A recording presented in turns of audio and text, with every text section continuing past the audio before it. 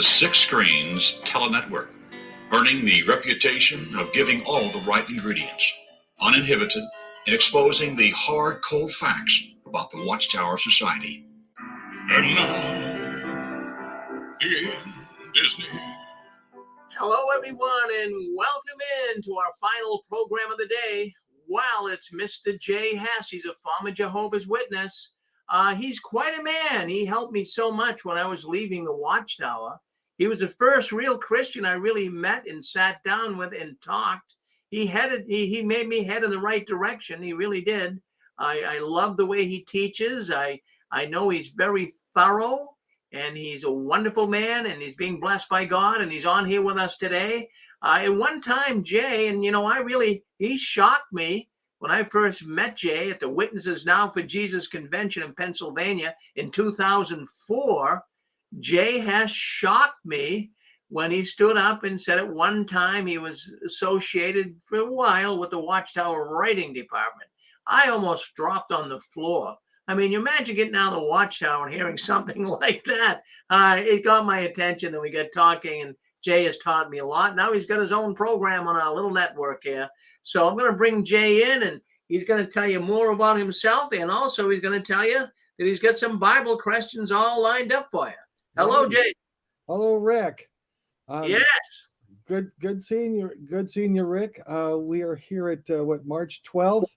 And what I heard earlier today, you were pointing out that this fella in Germany, see, I've got family witnesses in Germany. So I'm kind of curious whether they were at that Kingdom Hall. And as I understand it, you did this wonderful research, and that the shooter had just moments before the shooting started had been disfellowshipped. What was it? Something possibly like apostasy or something? He actually wrote a book, Jay. He wrote a book 18 months prior to this. Just go reverse it. He left the Jehovah's Witnesses, and he was kind of fading. The elders were cutting him slack. They weren't going to do anything to him. But he wrote a book, and it was up on Amazon.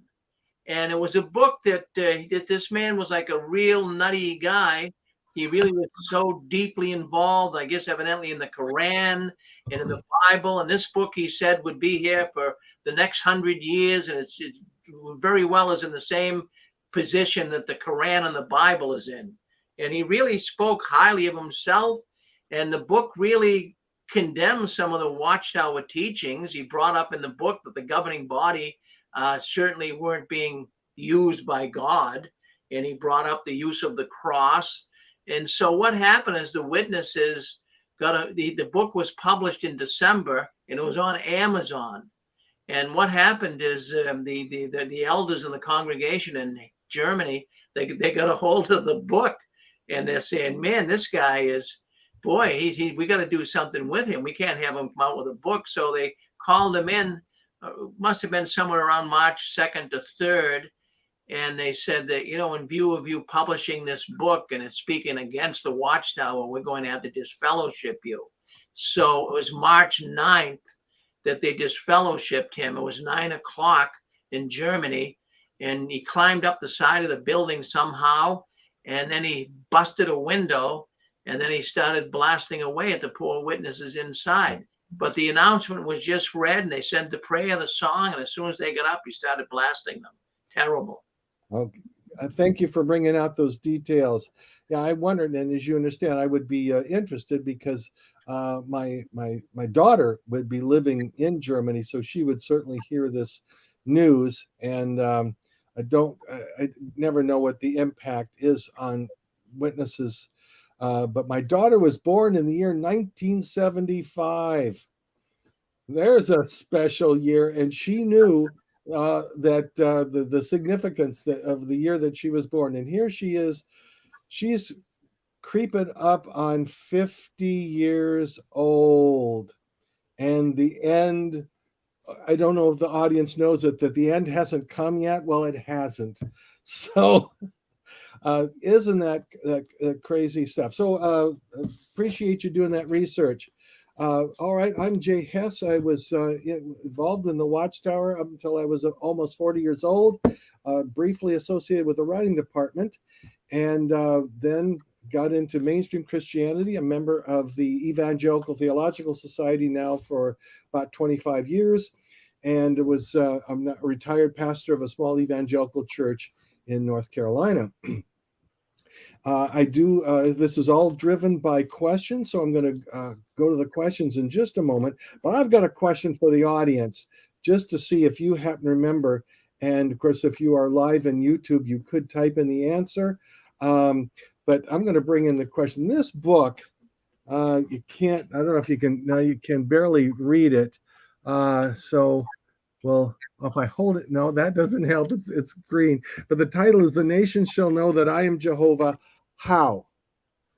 And that's the question. How? The book. Do you know what the supposed answer is? That's the title of this book. The nations shall know that I am Jehovah. How will they know? Well, this is a 1971 publication. And you know what was going on at that time. They were just predicting the end of the world, and that was in meetings and circuit assemblies. Oh, just broadcasted. And the answer to how, which is what this book is about, it's about them. Because they were saying that the way the world is going to know in this short time before the end of the world, 1975, how will the nations know? What? How will the nations know? And the answer is because the Watchtower is going to broadcast the name of Jehovah in the few remaining years before the end comes in 1975. Now, that's the answer to that question. Now I'm going to read, okay, I'm holding the book, and you can find this book online. You go to the Watchtower, jw.org, and go to their Watchtower online library and look up the book, Nations Shall Know That I Am Jehovah. I believe the abbreviation is KJ, stands for No Jehovah Book. And this is a reprint of a Watchtower that had come out as they were studying the book of Ezekiel. How will they know that the nation? Then how would they know about Jehovah? And the Watchtower and the Awake had articles on who is a prophet today, who is a prophet like Ezekiel, and they would refer to themselves as being a prophet like Ezekiel, and they put prophet in quotes. Do you know that the Watchtower called themselves a prophet without quotes? In this book, which is the book itself, not the Watchtower, but in the book itself, in chapter 4, the title of chapter 4 is Commissioned to Speak in the Divine Name. And in chapter 4, they call themselves a prophet, often in quotes, but there's one time they do not put the quotes marks around it. They call themselves a prophet that was commissioned to speak in the divine name, which would be Jehovah. So that is the answer to the title of the book. Who is going to be the one that make the nations know? It's this prophet that's been commissioned in the name of Jehovah. And we all know the consequences of claiming to be a prophet commissioned to speak in the name of Jehovah. Anybody who's an ex-witness and knows Deuteronomy 18 knows that that's a very dangerous claim to make, that you've been commissioned by Jehovah to speak in his name. Very risky business, especially when you predict the end of the world, which they did. They predicted the end of the world before the end of the 1900s, the 20th century. I got news. It never happened. Well, that's part of this. But what I think was, as I was in the Watchtower in 1971, I remember going through this book. I'm going to ask the question, do you remember? Now, I'm going to give you the page and paragraph. It's page 148 and paragraph 17. And here's the question. Here's the question they ask. It's not the question I'm asking. I'm going to give you the question as the bottom of the page, the way they ask it. I'm going to reword it a little bit after that so you understand the question. Here's the question as they've written it. In this brain age, how does Christendom show the inclination of those 70 elders in worshiping beasts, birds, and fish? Now you're wondering, what is that? I'm going to reword it so you understand it. They're going through the book of Ezekiel, and they've been reading in Ezekiel 8, chapter 8, verses 7 through 12, about how ancient Jerusalem did some really bad stuff. God was angry and going to wipe them out. And the Watchtower is making the claim is that modern mainstream Christianity is pictured by ancient Jerusalem. Got that? So everything in Ezekiel has got a prophetic fulfillment in mainstream Christianity. You ready? Okay, so I'm going to re-ask that question. According to Ezekiel 8 and the fulfillment of Ezekiel 8, today, how does mainstream Christianity show the inclination of ancient Jerusalem to do what? In worshiping beasts, birds, and fish. Do you know what the Watchtower's evidence is? Because they said, show. How does mainstream Christianity show? So, what is the evidence of mainstream Christianity to show that they are inclined to worship beasts, birds, and fish? All right, I'm going to give you the answer. The Miami Dolphins. Okay. And you're going, what? Well, they don't name the Miami Dolphins specifically, but that's what it's talking about. It's talking about sports teams that are named after animals like fish, things that swim in the ocean. So I'm going to read the first part of this. This, I think, is quite funny. The first paragraph says, the first sentence is, today in the so-called brain age, does Christendom show herself so smart as to keep from offering creeping things and loathsome beasts? Offering up the incense of worship to every representation of creeping things and loathsome beasts and all the dungy idols. Okay, so what is mainstream Christianity doing that's like offering up incense? Such as those 70 elders of Israel were perfuming. That's an interesting verb I never heard before. Here's the answer. 3 answers. Well, look at the wild animals and birds by which the nations of Christendom represent or symbolize their respective countries, to which symbols they give their heart's devotion. See, it's those nationalistic flags and emblems that have pictures of fish or birds or beasts, like the California bear flag. That's an inclination to worship those beasts, yes. Second answer, look at the animalistic and bird-like names, that the sports teams, there we are, the Miami Dolphins, that's proof that Christendom, mainstream Christianity, has the inclination to worship those animals. So I ask you, how brilliant is that? Is that a mark of a group that has been commissioned to speak in God's name in these last days before the end of the world? It's a good question. That in that book, or in this book, which is what chapter is this? Let me see what chapter. This is chapter 8. Is that an indication of mainstream Christianity's inclination to worship? You could ask a witness, what about Ezekiel chapter 8? Is that fulfilled today? What is evidence? I heard of a religious group that says that evidence that mainstream Christianity wants to worship animals is the Miami Dolphins, that they use that name. Does that seem reasonable to you? Say it without laughing and just ask them what they think about chapter 8 in this book. The nations shall know that I am Jehovah. And you can find that online, and it's still there. That really got me thinking. Not for very long, but that seems so, sorry, I'm not trying to put them down. Well, I want to draw out the truth about them so that you can decide for yourself just how faithful and discreet. Remember, they used to call the faithful and wise. Would you say this is an example of their faithfulness and their wisdom? They're being discreet. Did we read that and that's evidence for that? Just something to think about. Okay. Well, that's our lead in here, just something to think about before we go into the questions. And here are the questions.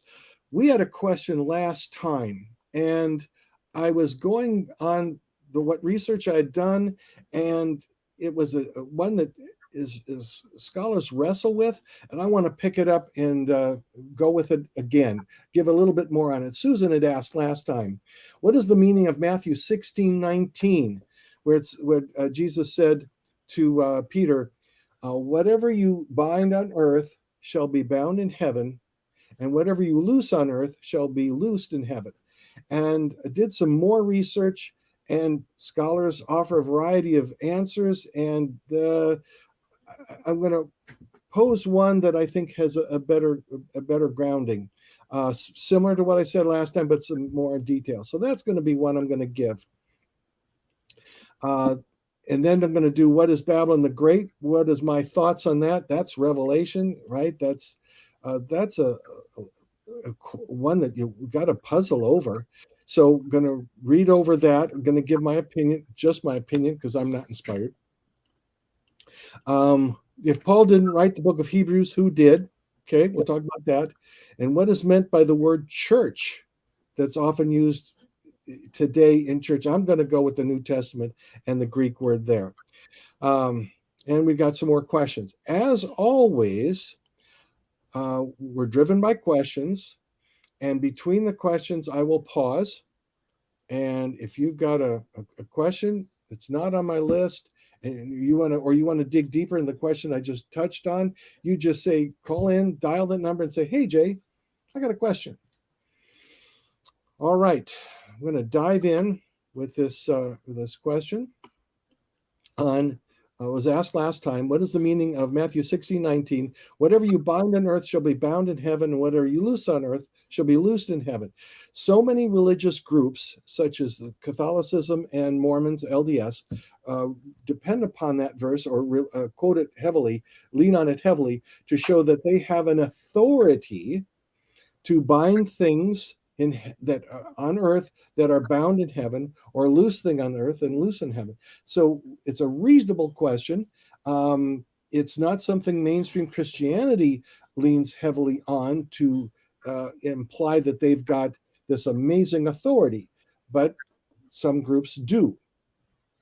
So what do we do with that verse?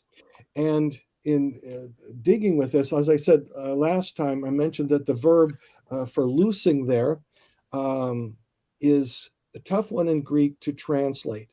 And as I said last time, that you bring in what you know about the context and about the Pharisees and the Jewish system at that time, that they would use similar phrases in their exercise of their authority to bind and to loose. I wanted to build on that a little bit more. As I said, the difficulty, though, is in translating the word. So we got to take the word, which is kind of loose, and what does that mean? And then fold in what the Pharisees did with that, and why Jesus said what he said about to bind and loose. And then the question was, what does it mean, though, to bind it? What's going on there? Well, I looked at various translations that wrestle with this. The Amplified Bible is very nice. I'm going to read that one in Matthew 16 in verse 16. I'm sorry, verse 18. He first says in verse 18, speaking to Peter, that he's going to build on Peter, as I mentioned last time, as well as the full 12 apostles. He's building his church, and they will not die out. They are going to prosper. Jesus is going to see to that. And in that context, in verse 19, he says, I will give you the keys of the kingdom of heaven, and whatever you bind, and the Amplified Bible says, declare to be improper and unlawful. So, Peter, whatever you bind on earth, meaning it's improper or unlawful, is, as the Amplified Bible says, already bound in heaven. Now that's right in the Amplified Bible. It's in the footnote of the ESV, the English Standard Version, showing the difficulty of translating this verb. It's a passive. It can be reflexive, but it's passive. It doesn't tell you who is doing the binding, except that Jesus says, whatever you bind, and there we know who is doing the binding, and whatever you loose has already been bound in heaven and on earth. So what does that mean? That Peter is going to bind and loose something? What is that about? So folding in what the Pharisees of the time could do, here's the answer of, or would do in exercising their authority. What does this mean? And I did a lot of reading. Some of scholars say it's what they give is kind of vague. So it has to do with the context. And there's another passage just like it in Matthew 18, 2 chapters later, where Jesus speaks to his followers about forgiving or not forgiving someone in the body of believers. That was a choice, depending on whether they repented or not. Okay, so it seems that what this is talking about, that the first example of this verse saying is in Matthew 16, Jesus saying to Peter, Peter, you have this ability, you have this key to facilitate the growth of the church. This is not saying to Peter, Peter, you have absolute authority to rule over everything and decide what the church is and what the rules are. He's not saying that. He's talking about the growth and the fellowship of the church. That's the limit. So that's the first thing to observe. It's about fellowship and the growth and ways to grow the church. And in that fellowship, Peter has some authority. And the second passage in Matthew 18:18, very similar, but that's about reconciling or excluding members who have sinned. Again, it's about the fellowship. So the Matthew 18 account, which is 2 chapters after Matthew 16, it's about reconciling or excluding members. And in this case, the binding is those who refuse to repent, refuse to reconcile with the body of believers. They are excluded or bound to their sin, bound outside of the fellowship. So Peter has the key to bring people into the fellowship. Then Matthew 18, Jesus says, you have the authority to bind or loose, meaning loose means you can release them from their sin and include them into fellowship. Or if they refuse, Jesus specifically says that just the verses just before in Matthew 18, if they refuse to listen to good counsel, then they are excluded. They are bound. And this is the same kind of wording that the Pharisees used at that time, that if they would loose someone, they would be found legally excused, loosed from that crime, or to bind means that they were held to that sin and they're found guilty. And this is the same kind of wording that the Pharisees did at that time, the Jewish leadership. And Jesus is telling that the body of believers, Peter, the disciples, and others, that they are now the replacement for the Jewish system of authority when it comes to the guiding who is in and who is outside, excluding people. So those that want to come in, if they repent, they want Jesus as Lord, they are loosed into the body of believers. But if they are in the body, or out in the fellowship, or even outside of the fellowship, and they reject Christ, they are bound outside of the body of fellowship, of the body of believers, the Christian community, the New Testament community. So these that's where the binding and the loosing is. So the binding is binding people outside of the body of fellowship. Loosing is to loose them inside for free fellowship within the community. So that is not clear immediately when you read the Matthew 16 and Matthew 18, but reading several translations that bring this out, not that it is not saying that what Peter and the disciples do on earth then becomes law in the kingdom. No, that's not what it's saying. But this tense of this verb, which is called the future perfect passive, future perfect passive, can be translated in slightly different ways, as I said there in the Amplified Bible. The ESV footnote says, shall have been bound, or shall have been loosed. That's a footnote in the ESV. That's another way to translate this, that it's not saying that these things that are done on earth become law in heaven, but rather that what is done on earth following Jesus' guidelines is compatible and in harmony and will be accepted in heaven in joining in believers into the fellowship or excluding those who have rejected Christ outside of the fellowship. And thus, this is how the body of believers will not die out, but will prosper. Okay, I didn't bring that all out last time, so I wanted to do that this time. And so wanted to, I'll take a pause there in case someone wants to say anything more. Dial up the number, or I'm going to look through, see if anybody has any further comments. But if you have a question, you dial up the number and you say, hey, Jay, I've got a question. And then ask a polite question, please. Okay. All right. If there's, pause a bit if nobody's got anything more. All right, I'm going to go back to my list of questions then. What is Babylon the Great?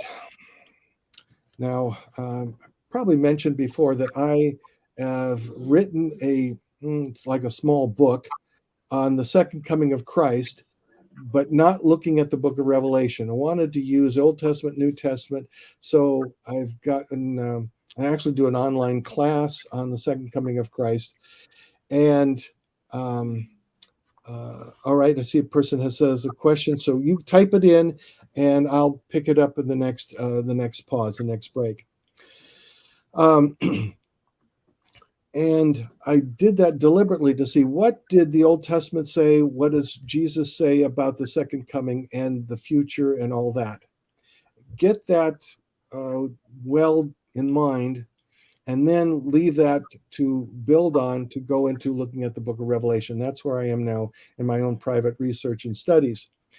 And I drew the conclusion that we have seen so many hints in the Old Testament and in the New, a little bit in the New, what Jesus said, to give us enough clues that then we're ready, then I'm ready, hopefully we're ready to read the book of Revelation and find out that in Daniel, it mentions these beasts and horns.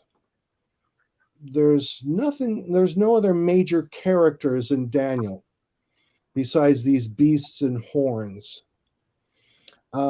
Jesus refers to Daniel as well as the abomination causing desolation. That also sounds like one of the beasts in Daniel, because the reference to abomination that causes desolation from Matthew 24 is also found in Daniel. So that helps us focus on where our information is likely going to be found when we get to Revelation. It's likely that it is talking about the same thing, because it is clearly talking about the same kind of things, end times, because they both refer to Jesus, the Son of Man, coming again, both in the Old Testament, Daniel, in the Olivet Discourses in Matthew 24, Mark 13, Luke 21, and then in the book of Revelation. That's a common to all three of those. So the beasts would match. The horns, they're also mentioned. There's two beasts mentioned in Revelation. The beast that comes out of the abyss or sea, then another beast that looks like a lamb, although it's a very demonic lamb. And then the horns. And then another major character is Babylon the Great. And I know what the Watchtower, of course, I know what the Watchtower says about Babylon the Great, that's a religious system. And, I read that. And of course, I was in the Watchtower when they did the first book, well, not the very first book, the one that Russell did, but the one, Babylon the Great Has Fallen. So we went through that, and then we went through the second one, the much thinner but bigger book, a Grand Climax Revelation book, read again. And their same explanation for what Babylon the Great is. Okay, that kind of, sort of, but something weird sounded to me is that it said Babylon the Great starts riding the big beast, okay, which is governments. And then she somehow gets off that beast and rides the scarlet beast that's different looking, which is the UN, League of Nations UN. Okay, but she seems to get off and get on. And what's up with that? This sounds very odd. So just trying to take a fresh look at this. Babylon the Great seems also to be a political thing. Now we know that early Christians thought of Babylon the Great being not the Roman Catholic order, no, because that was not in the days of the Apostle John and thereafter in that time frame. But Christians thought of it as Rome, pagan Rome, the Rome that sat on the hills overseeing Rome. But wait, Rome was also a big influence in the world as they knew it over other nations.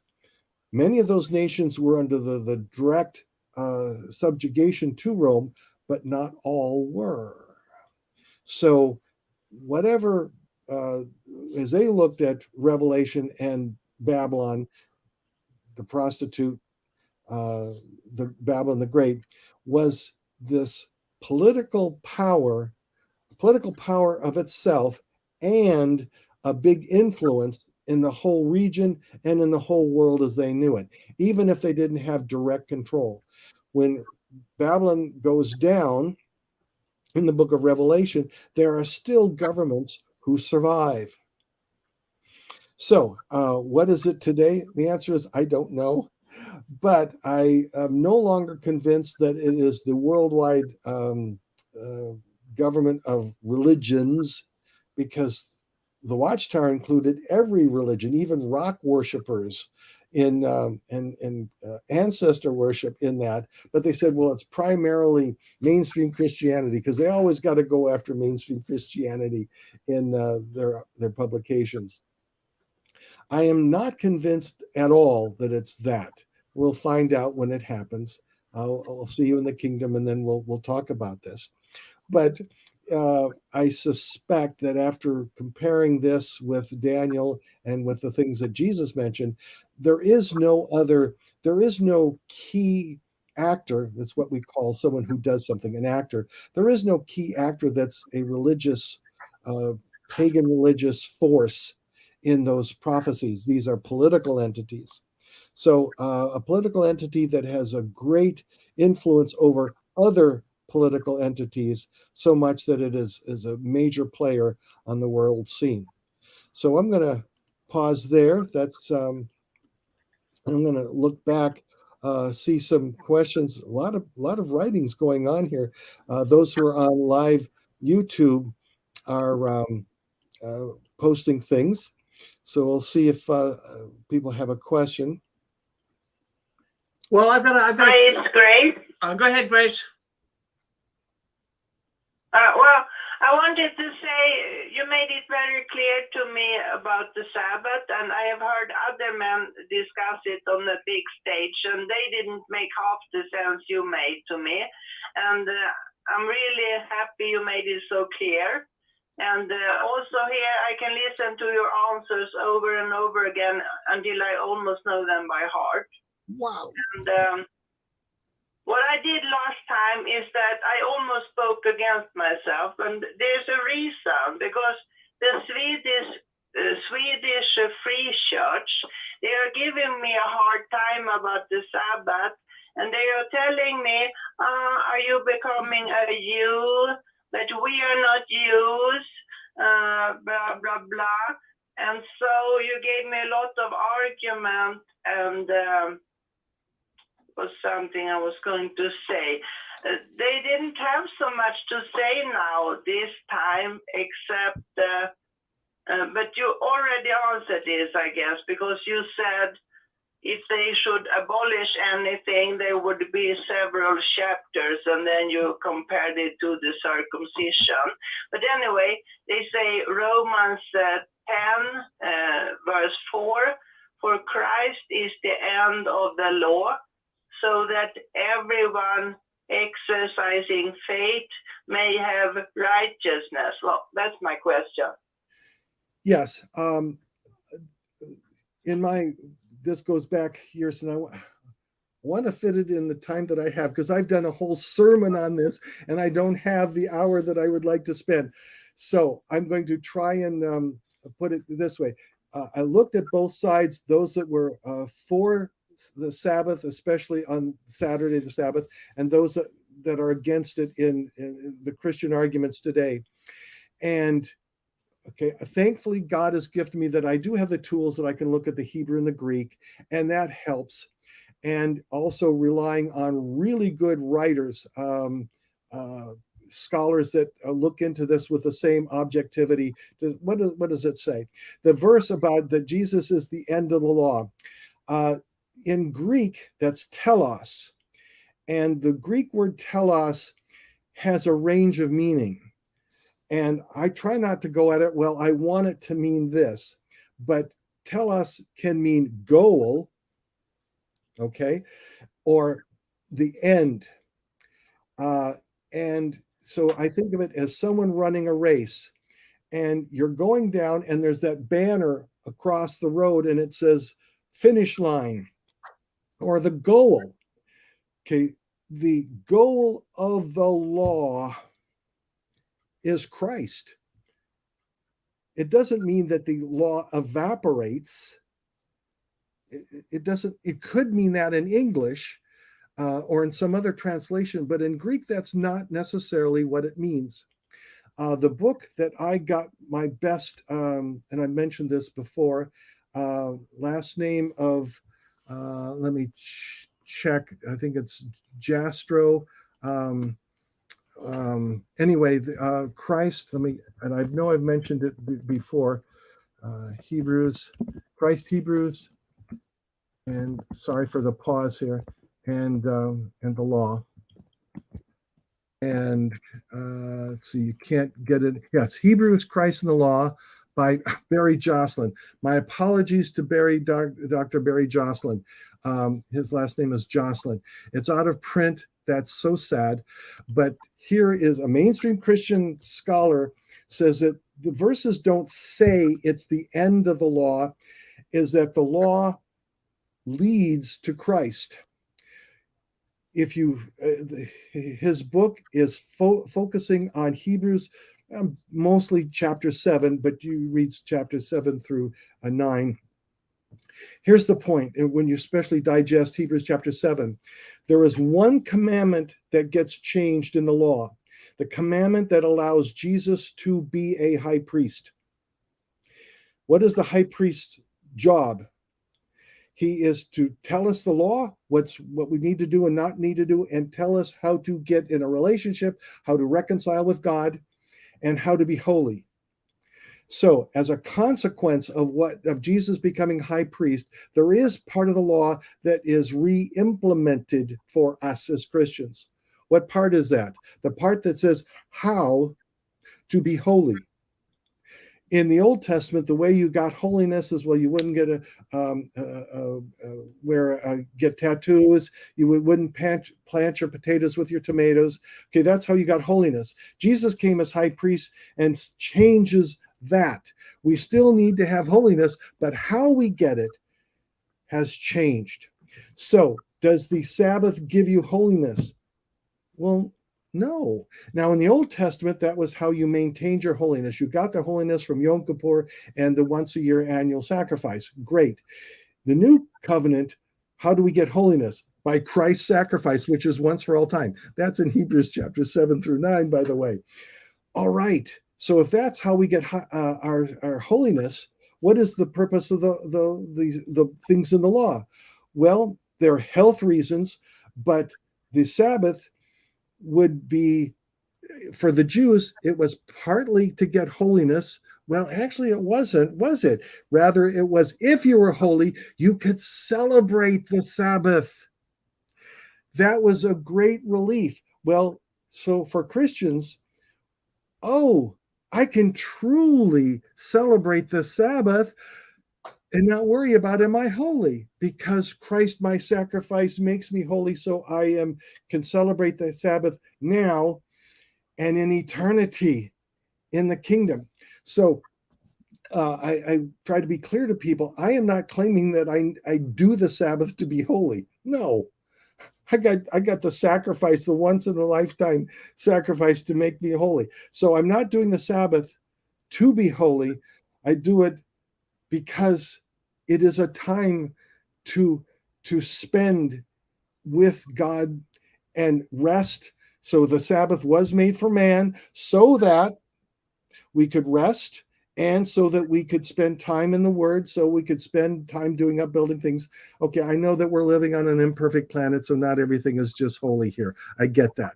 But if we have put faith in Christ, we are God's territory for holiness. So the unholiness is around us, but I can still rest. I can still reflect on the Word of God despite the unholiness that surrounds me. I don't have to worry about that anymore because I don't gain holiness from the law. There's other things that are great in the law, but I don't have to gain holiness from the law because the law speaks of the Christ who fulfills the law, and thus the law is the goal of the law. The telos of the law is Christ. Not to say the end of the law is Christ, but rather the goal of the law is Christ. And from his book, Barry Jocelyn's book, goes into it, a wonderful book if you can find it, showing that no, the law wasn't done away with. It was fulfilled in Christ. It is the goal of Christ. And you can look at any of the verses that are on either side, and the best of them, of course, is the Matthew 5, where he says, I did not come to abolish the law. So as you go through it, you can find out all these verses, and do it yourself. Put the verses on both sides, the ones that seem to say that the law is evaporated. And many of them are in Hebrews chapter 8, the last few verses. Here, this is interesting. At the end of Hebrews 8, the writer is saying that the law is fading away. Well, wait a minute. Don't most people believe the law ended at the cross? Well, the book of Hebrews was written a long time after the cross. Wait a minute. So what is he saying at the end of Hebrews chapter 8? That the law is fading away, going to be done away with. It's because those who were practicing it for holiness was fading away. The Jews who were trying to find holiness in the law was fading away because Christ is being preached as the goal, the telos of the law. So we don't need to keep the law for holiness. So all of that belief of pursuing the law for holiness is evaporating. So once that's explained, and then you point to this book, Hebrews, Christ and the Law by Barry C. Jocelyn. He is a mainstream evangelical, but words it this way, they go, oh, So you're not claiming that your salvation is in the Old Testament law. And you go, well, no, I'm claiming my salvation is in Christ, my high priest. But he finally explains the law and helps me celebrate the festival or Sabbath. And I can do it. I could choose any day of the week, like according to Romans 14, or I could choose the one that God initially set up for, which is the day that also honors God as creator.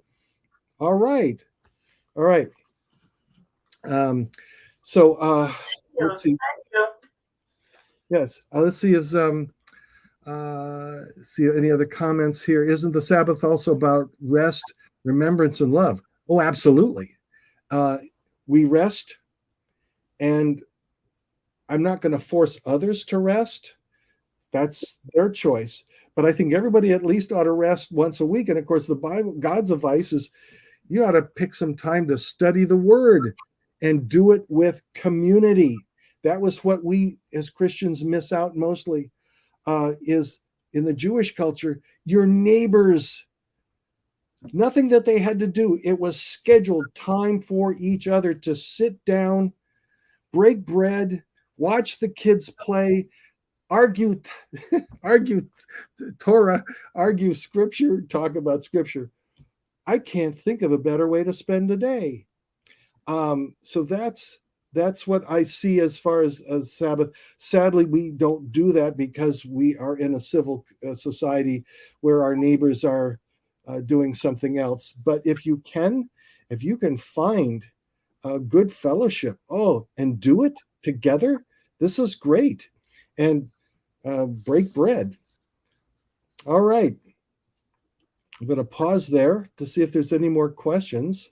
Well, Jay, this is Rick at the 6 Range Control Panel up here in Massachusetts. I got a question.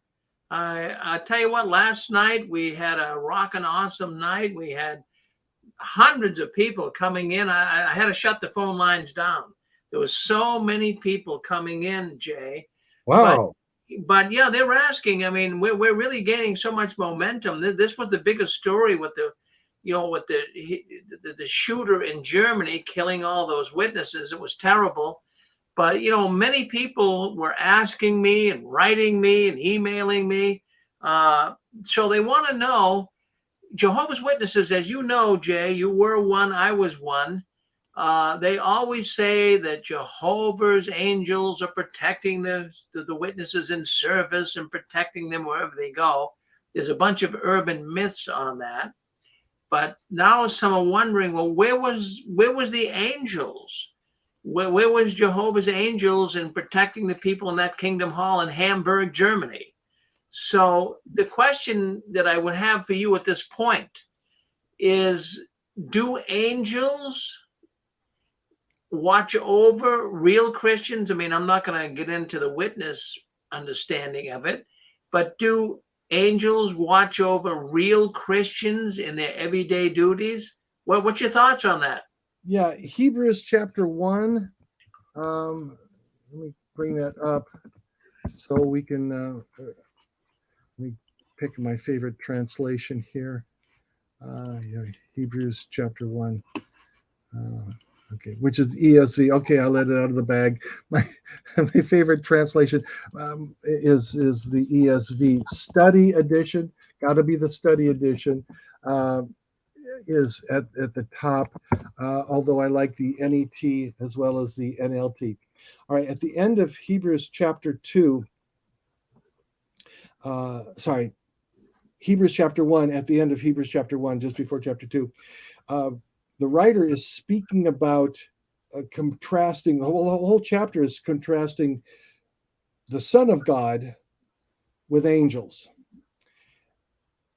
which one of the chapters that led me to understand what the Trinity was really all about, which the Watchtower's got that messed up big time. And it's talking about angels. In verse 13, he says, and to which of the angels has he ever said, sit at my right hand until I make your enemies a footstool for your feet? Psalm 110. This is not an angel. It is the Son of God. Then verse 14 says, are they not all ministering spirits sent out to serve for the sake of those who are to inherit salvation. Yes, the angels are sent out to serve. Now, that service may or may not include protection. Why do I say that? Because Jesus predicted that his servants would be put to death for their faith. So, is Jesus, are these angels going to work against what Jesus is doing or saying? No, the angels are not going to be working against what Jesus said is going to happen. And I got news. We're all growing old. I don't know if you knew that, but we are growing old. The angels are not going to stop that. But the angels, I believe, do work and do things. If you are walking in the Spirit and you are seeking Christ, it has been my experience and the experience of people I know is that ministry things will fall into place. You'll find ministry opportunities for personal spiritual growth, somehow, some way, personal growth, relationships, and ministries. Sometimes there is protection. Sometimes there is things about health. But I'd have to say that during my toughest times of my own health, times when I could not stand or walk or even sit, although they were tough times, and I have to admit a little bit of lack of faith, what it did for me as I worked through the suffering, I grew. And I believe that this is all part of what God works in our lives, and I don't even regret having been a J-Dub, because that was a growth time for me, and it got me ready for what I'm doing now. So it was very unpleasant for a number of years of what the Watchtower did. So I don't believe that we would be protected from the Watchtower or protected from health issues. But when we are released from these things, John chapter 9, the blind man born blind, what a testimony when he was healed. And he said, I don't know if Jesus is a sinner or not, or the man who didn't even know Jesus' name. I don't know if this man was a sinner or not, but I do know this. I was blind, but now I see. What a powerful testimony for someone born blind. So someone who was born into the Watchtower like I was and got my eyesight,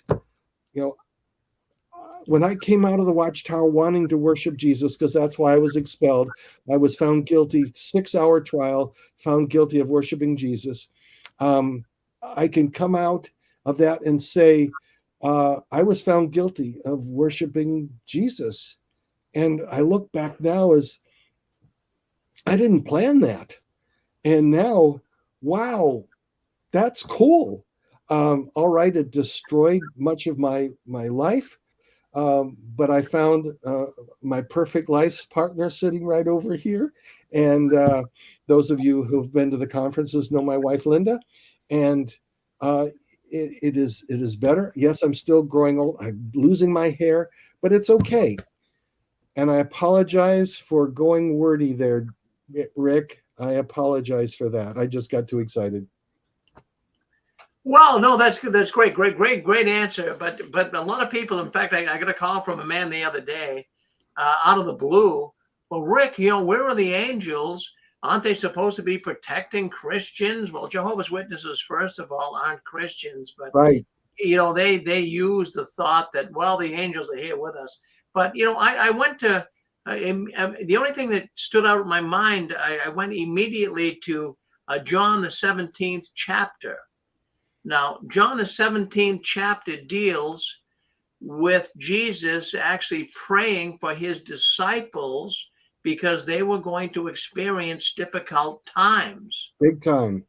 Yeah, so that would extend, I would think, at least to Christians today, that, we're totally under the cross, so to speak. If you're going to bear the cross, there's going to be some difficulties. Right. So that's what he said, and I like the way that you worded it.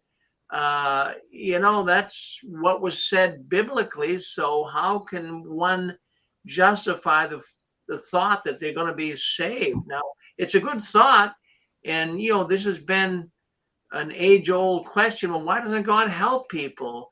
You walk through a hospital, you see little kids with cancer, you see people that have just been so devastated in their life. It's pathetic. Yeah. But I saw an old, in fact, I bring it up here all the time, but I saw an old church up here in Massachusetts, an old Baptist church, and on their sign out front, it said that God will not stop the storm, but he can help you through the storm. Right. And so I know that's, that worked with you too, Jay, with the difficulties you had. And, sometimes Christians are going to have to, it's sad what happened with the witnesses in Germany. I mean, even though I don't recognize them as Christians, but they're trying to be Christians. So you say, well, what happened there? And I got so many emails this week on that. So thank you for your thoughts on that. I really appreciate it. All right.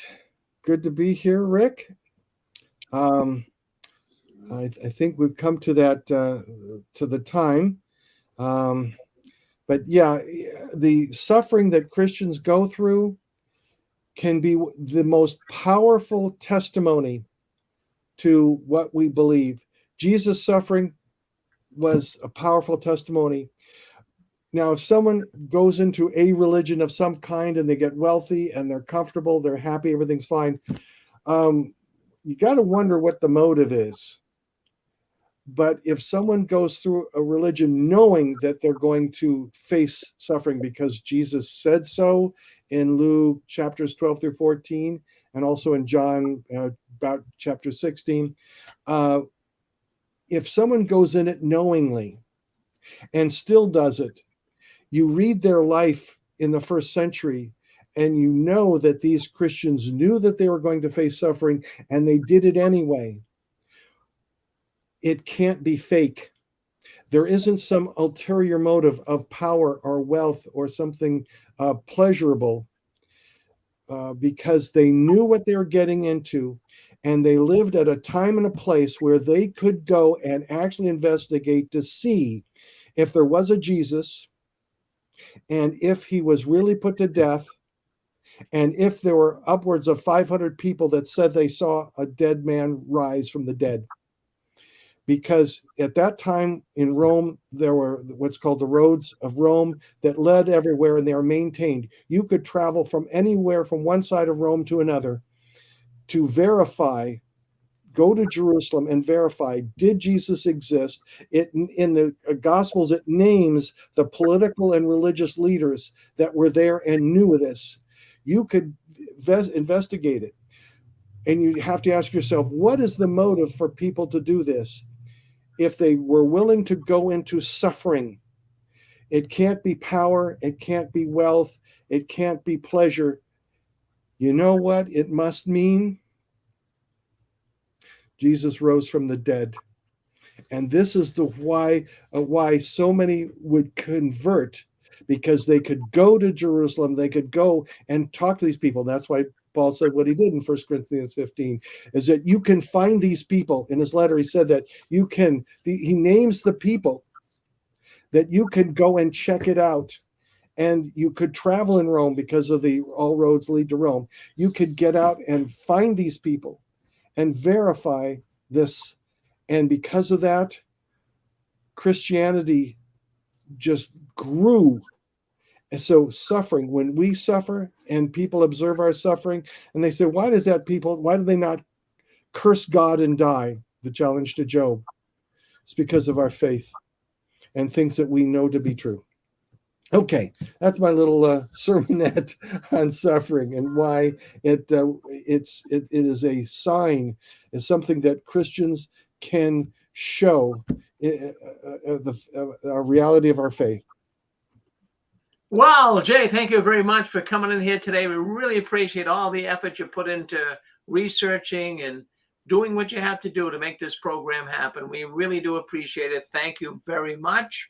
We're going to end the broadcast here, friends, but we'll be back next Saturday night at 5:45 p.m. Eastern Standard Time. Our program is Returning to Light with Roland from the United Kingdom. So don't delay to come in next Saturday night. We would love to have you. Thank you very much for listening in this weekend. We thank you for coming in to the 6 screens of the Watchtower. Thank you.